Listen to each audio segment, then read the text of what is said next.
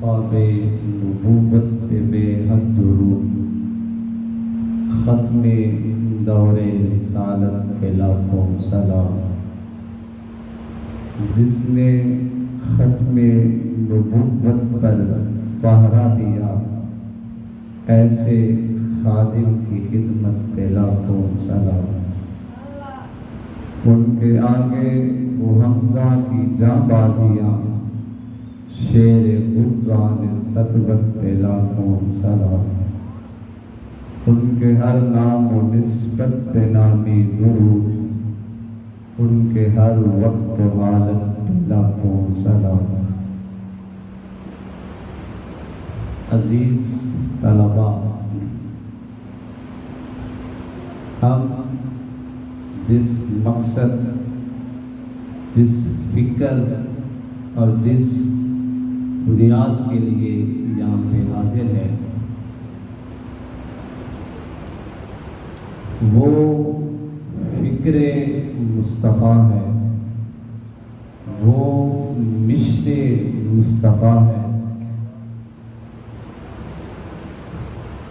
حضرت خالد بن ولید،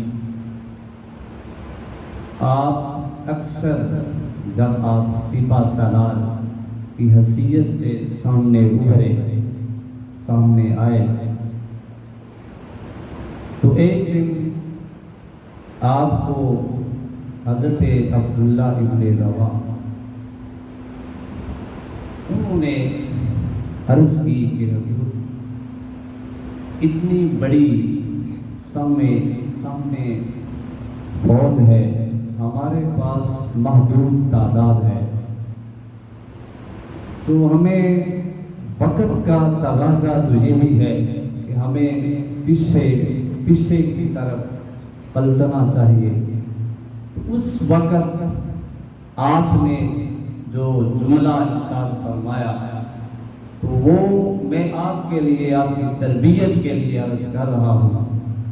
تو آپ نے یہ مردان عرب کے اندر عبارت موجود ہے، تو آپ فرماتے ہیں کہ حضرت جن کی فکر کے اندر، جن کی سوچ کے اندر محض یہ خیال ہو کہ انہوں نے حضور کے دین کی سرفرازی کے لیے کام کرنا ہے، تو وہ کبھی اپنی سوچ کو محدود نہیں ہونے دیتے، وہ اپنی سوچ کو کبھی کمزور نہیں ہونے دیتے۔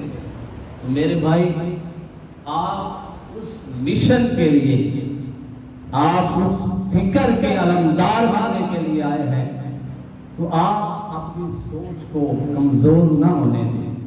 گلستان سعدی کے اندر شیخ سعدی علیہ رحمہ آپ فرماتے ہیں کہ جب انسان نا امید ہو جائے، مایوس ہو جائے، تو آپ کیا کہتے ہیں کہ اذا یئس الانسان طالا لسانہ، جب انسان اپنے مقصد سے ہٹ جاتا ہے، جب انسان اپنی فکر سے نا امید ہو جاتا ہے، تو طالا لسانہ، وہ زبان دراز ہونا شروع ہو جاتا ہے، وہ زبان دراز ہونا شروع ہو جاتا ہے۔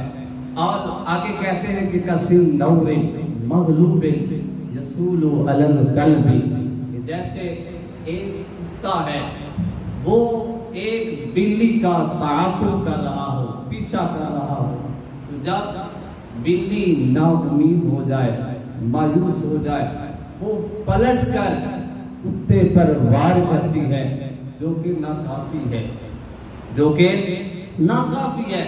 ایسے ہی آپ مثال دیتے ہیں کہ جب انسان نا امید ہو جاتا ہے، جب انسان نا امید ہو جاتا ہے، اپنی فکر سے پیچھے ہٹ جاتا ہے، تو وہ ایسے ہی ہے جیسے بلی کتے پر حملہ کرنا شروع کر دیتی ہے۔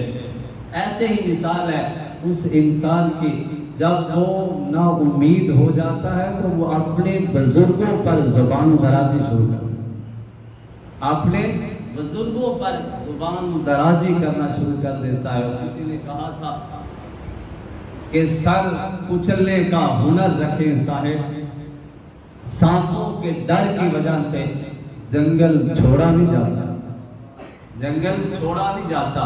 تو آپ کے لیے امام ابن قیم الوابل السیب کے اندر صفحہ نمبر 29 پر لکھتے ہیں کہ طالب علم کو کس مزاج کا ہونا چاہیے، کیسی سوچ لے کے لکھنی چاہیے۔ آپ کہتے ہیں کہ وَلَيْسَ الشَّامُ فِي الْعَمَلِ، عمل کر لینا یہ کوئی بڑی بات نہیں ہے، علم پڑھ لینا یہ کوئی بڑی بات نہیں ہے۔ جناب کیا بڑی بات ہے؟ تو آپ فرماتے کہ اِنَّمَا الشَّانُ فِي حِفْظِ الْعَمَلِ، شان یہ ہے کہ جو تو نے عمل کیا ہے اس کا پہرا دے، اس کی حفاظت کر۔ علم پڑھ لینا یہ کوئی کمال بات نہیں ہے، علم پڑھنے کے بعد اس کی حفاظت کرنا، اس کو اندازے طرز پر استعمال کرنا یہ بڑی بات ہے۔ تو آپ آگے کہتے ہیں کہ مما، بڑی بات کیا ہے؟ مما یفسدہ، جو چیز انسان کو نقصان دے رہی ہو، جو عمل کے لیے فساد کا سبب بن رہی ہو، اس پر پہرا دینا۔ وَيَقْبِضُهُ، اور جس کے ذریعے تمہارے عمل کا نور ضائع ہو رہا ہو، تمہارا پڑھنے کا مقصد ضائع ہو رہا ہو، اس پر پہرا دینا، اس کی حفاظت کرنا، یہ کمال کی بات ہے۔ تو آپ اندازہ لگائیں، آپ معاشرے کے اندر فی الوقت اگر نظر کو دہرائیں، پڑھنے والے پڑھانے والے تو آپ کو بہت مل جائیں گے، لیکن اپنے سر کو حضور کی بارگاہ کے اندر پیش کرنے والے کم ملیں گے۔ آپ کو حضور کی دین کی سرفرازی کے لیے گھر بار چھوڑنے والے، اپنے ماں باپ کو چھوڑنے والے آپ کو کم ملیں گے۔ اس کی کیا وجہ ہے؟ مین اس کی یہی وجہ ہے، ہماری سوچ کے اندر قصور آ چکا ہے، ہماری سوچ اس وقت بیمار ہو چکی ہے۔ وہ بھائی آپ سے بڑھ کر اس وقت کائنات کے اندر کوئی اعلیٰ عرفہ شخص نہیں ہے۔ میں نے پہلے بھی عرض کیا تھا کہ امام شافعی علیہ رحمہ، آپ سے کسی نے سوال کیا کہ حضور فی الوقت انسانیت کے اندر سب سے اعلیٰ افضل کون سا شخص ہے؟ تو آپ فرماتے ہیں کہ اگر کوئی مجھ سے پوچھے، دیوان شافعی کے اندر آپ لکھتے ہیں، آپ فرماتے ہیں کہ اگر کوئی مجھ سے پوچھے کہ انسانیت کے اندر فی الوقت کون سا شخص اعلیٰ ہے، تو میں امام شافعی کہتا ہوں، میں امام شافعی کہتا ہوں کہ کائنات کے اندر پڑھنے اور پڑھانے والوں سے بڑھ کر کوئی انسان نہیں ہو سکتا، کوئی انسان نہیں ہو سکتا۔ آپ اس عبارت کے آگے آپ لکھتے ہیں جس جگہ پر پڑھنے پڑھانے والے نہ ہو اس علاقے سے آپ ہجرت کر دیں، متا وہاں پہ اللہ کا عذاب آئے، وہاں پہ اللہ کا عذاب آ جائے۔ بارگاہ رب القدس کے اندر دعا ہے کہ اللہ تعالیٰ ہمیں عمل کرنے کی توفیق نصیب فرمائے۔ وما